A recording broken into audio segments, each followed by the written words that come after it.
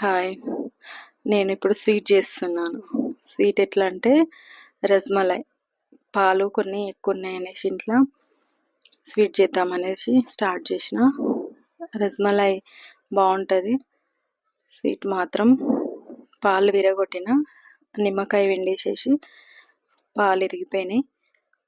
మంచిగా అది మంచి వాటర్‌లో కడిగేసేసిన వడబట్టి. ఎందుకంటే మనది పులుపు ఉంటది కదా నిమ్మకాయది. దానికోసం అనేసేసి మంచిగా వాటర్‌తోని మంచిగా కడిగేసేసి ఇట్లా బరువు మీద చాలా వెయిట్ పెడితే వాటర్ అంతా వెళ్ళిపోతాయి కదా! వెళ్ళిపోయిన తర్వాత స్మాష్ చేసిన. మంచిగా స్మాష్ చేసి చక్కెరేసి వాటర్‌లో పాకం పెట్టేసేసిన. స్మాష్ చేసిన తర్వాత మంచి రౌండ్స్ తీసుకొని మనం పిండి ఎట్లా చేసుకుంటాం సేమ్ అదే ప్రాసెస్ చేసేసుకొని మంచి రౌండ్ చేసేసుకొని జస్ట్ ప్రెస్ చేసేస్తున్నా.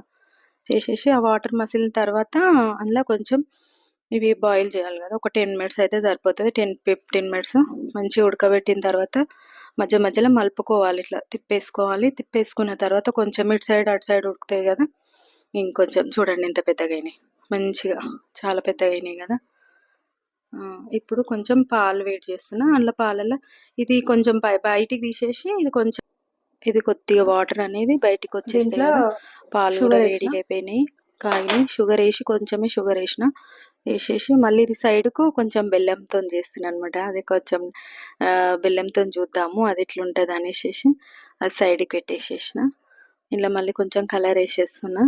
కలర్ ఏసేసి కొంచెం కలిపేసేసి కలర్ వచ్చేస్తది కదా! యెల్లో కలర్ తీసుకున్నాననమాట. చూడండి రస్మలై చాలా బావుంటది టేస్ట్. నా ఫేవరెట్ స్వీట్. బాదమ్స్ అనేసి కొంచెం మంచిగా స్మాష్ చేసేసి పెట్టుకున్నా. కస్టర్డ్ పౌడర్ ఏసినాం కదా పాలల్లో. ఇప్పుడు రస్మలై ఏసేసేద్దాం. పాలు కొంచెం మరిగిన తర్వాత కస్టర్డ్ పౌడర్ కూడా కొద్దిగా ఏసుకోవాలి లైట్‌గా కలిపేసేసి పాలల్లోనే. ఏసిన తర్వాత కలర్ ఏసుకోవాలనమాట. మంచిగా బాదమ్స్ ఏసుకున్నా. ఫైనల్‌గా బాదమ్స్ ఏసేసిన. చూడండి. బాదం ఏసేసినాం కదా! బాదం ఏసేసి కొంచెం చల్లగయిన తర్వాత ఫ్రిడ్జ్‌లో పెట్టుకుందాం. ఫ్రిడ్జ్‌లో పెట్టుకొని తినేద్దాం. ఫ్రిడ్జ్‌లో పెట్టిన తర్వాత చల్లగా తింటేనే బావుంటది. అసలు వేడిగా తినొద్దు. రస్మలై చూద్దాము బావుంటది. ఇప్పుడు షాప్‌లల్లో అయితే నా ఫేవరెట్ స్వీట్ అంటే ఇదే. అందుకే చూపించిన ఫస్ట్ స్వీట్ అంటే ఇదే చూపించిన. బావుంటది. చూద్దాం. ఫ్రిడ్జ్‌లో పెట్టిన తర్వాత టేస్ట్ ఎట్లుందనేది చూద్దాం.